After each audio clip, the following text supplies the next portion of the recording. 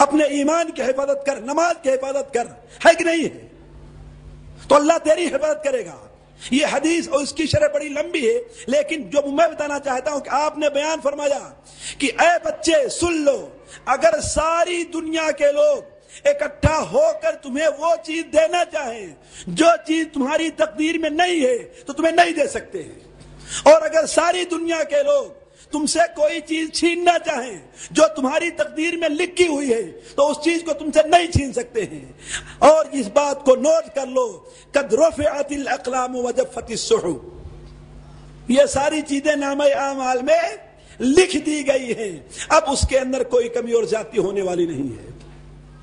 تو جس شخص کو جو روزی مل رہی ہے تقدیر پر ایمان لا کر کے اس کے اوپر صبر کر لے، اور جیسے ہم نے کہا کہ یہ کس کو کیا ملا یہ مقدر کی بات ہے نا، کسی کو اس کے مقدر سزا ملنے والا نہیں ہے۔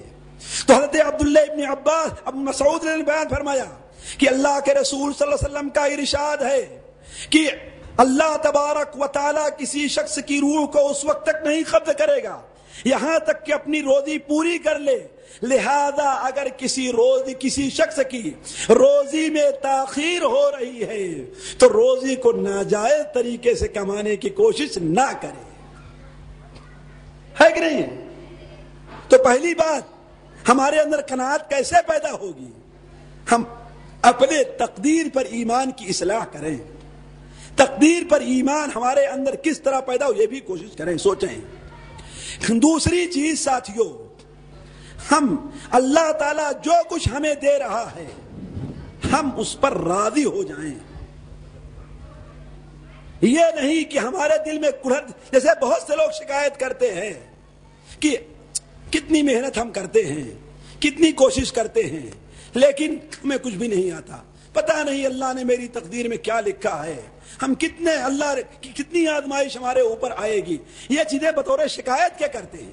اگر بطور ایمان کے کریں کہ اللہ کی آزمائشت میں کوئی حل نہیں، لیکن بطور شکایت کیا کرتے ہیں، اور عمومی طور پر لوگوں کو روزی کے تنگی کی شکایت رہا کرتی ہے۔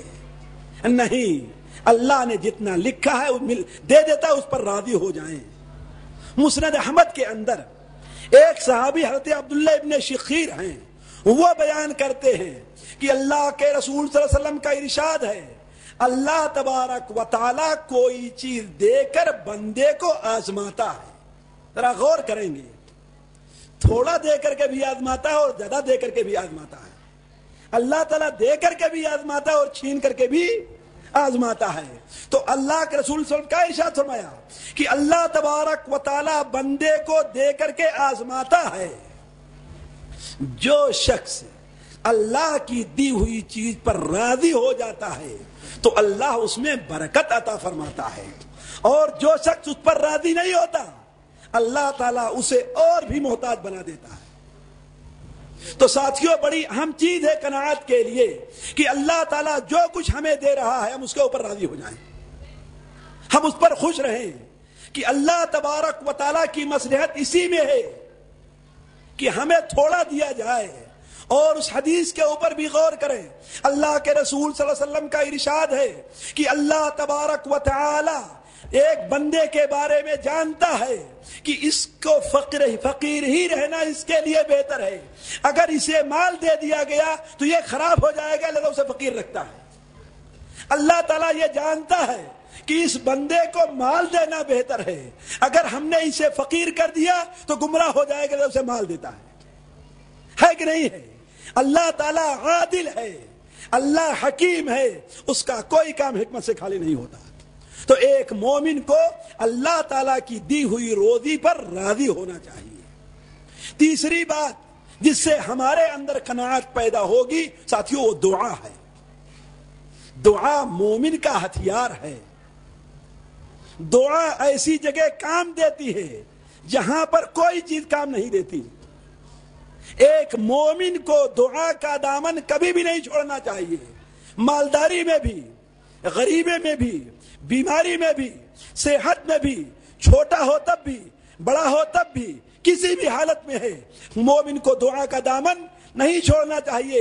اعجز الناس من عجز عن الدعاء، سب سے بڑا عاجز اور بدبخت وہ ہے جو دعا کرنے سے عاجز آ جائے.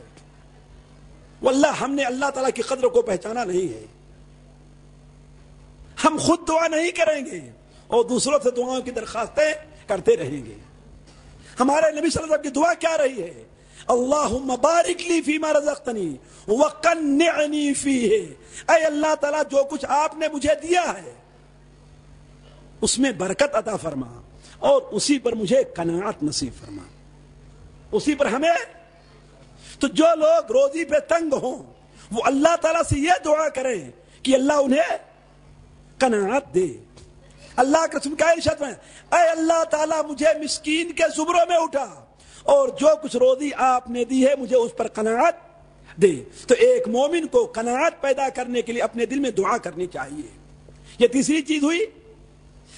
ہمارے سامنے ہر عنوان سے متعلق الگ الگ سلف کے واقعات ہیں، لیکن آج کا موضوع ایسا ہے، آج کا وقت ایسا ہے جو تفصیل میں نہیں جانا چاہتا میں. چوتھی چیز ساتھیوں یہ ہے کہ انسان ہمیشہ اپنے سے کمتر اور نیچے لوگوں کو دیکھے، اپنے سے اونچے اور مالدار لوگوں کو نہ دیکھے. یہ بڑی اہم چیز ہے. ہم کیا دیکھتے، پریشان کیوں ہیں؟ ہم اپنے سے مالدار آدمیوں کو دیکھتے ہیں، ہم اپنے سے نیچے اور غریب آدمیوں کو نہیں دیکھتے ہیں. حضرت اللہ کے رسول صلی اللہ علیہ وسلم نے حضرت ابو ذر رضی اللہ تعالیٰ عنہ کو صحیح ابن حبان میں اور مسند احمد وغیرہ میں روایت ہے کہ آپ نے فرمایا اے ابو ذر تم اپنے سے کم درجے کے لوگوں کو دیکھا کرو، اپنے سے اونچے کے درجے کے لوگوں کو نہ دیکھا کرو. مال میں بھی، صحت و عافیت میں بھی، جائیداد میں بھی، ہر چیز میں اپنے سے کمتر لوگوں کو، البتہ آخرت کے معاملے میں اپنے سے اوپر والوں کو دیکھنا چاہیے. ہے کہ نہیں ہے؟ دنیا کے معاملے میں اپنے سے نیچے کے لوگوں کو دیکھا جائے. ایک شخص ہے اس کی ایک آنکھ غائب ہے تو وہ اس کو دیکھے جس کی دونوں آنکھیں نہیں ہیں. ہے کہ نہیں؟ ایک شخص ہے جسے 10,000 کی نوکری ہے تو 20,000 والوں کو کس کو دیکھے جسے 5,000 کی نوکری ملی. ایک شخص ہے جس کے پاس موٹر سائیکل ہے تو وہ کار والوں کو نہ دیکھے، کس کو دیکھے جس کے پاس سائیکل ہے. ایک شخص جس کے پاس سائیکل ہے وہ موٹر سائیکل والوں کو نہ دیکھے، کس کو دیکھے جو پیدل چل رہا ہے. ہے کہ نہیں ہے؟ اگر ایسا کرے گا تو اللہ تعالیٰ کا شکر ادا کرے گا. ہے کہ نہیں ہے؟ ذرا غور کریں. آپ صلی اللہ علیہ وسلم نے ارشاد فرمایا کہ جو شخص کسی پریشان حال کو دیکھے، کسی مصیبت زدہ کو دیکھے، وہ کون سی دعا پڑھے؟ الحمدللہ الذی عافانی مما ابتلاک بہ وفضلنی علی کثیر ممن خلقت تفضیلا. اے اللہ تبارک و تعالی مجھے توفیق دے کہ میں شکر ادا کروں. اے اللہ تیرا بہت بڑا شکریہ ہے کہ آپ نے مجھے اس سے محفوظ رکھا ہے جس میں اس شخص کو آپ نے ملوث کر دیا ہے نا. اور آپ نے بہت سے لوگوں پر ہمیں فوقیت دی ہے. کتنے لوگ دنیا میں ہیں جو ہم سے غریب اور محتاج ہیں. البتہ علماء کہتے ہیں آخرت کے معاملے میں کس کو دیکھنا چاہیے؟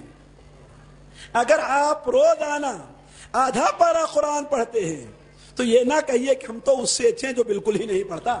لوگ کہتے تھے کہ نہیں کہتے تھے. کیا دیکھنا چاہیے؟ جو روزانہ ایک پارہ قرآن پڑھ رہا ہے.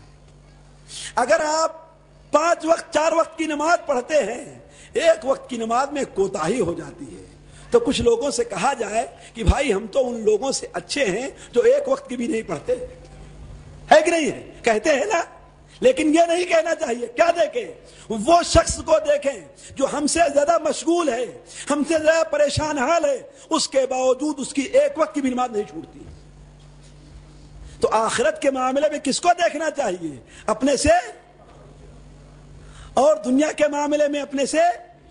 تو آپ نے فرمایا اے ابو ذر تم اپنے سے نیچے والوں کو دیکھو، اپنے سے اوپر والوں کو نہ دیکھو.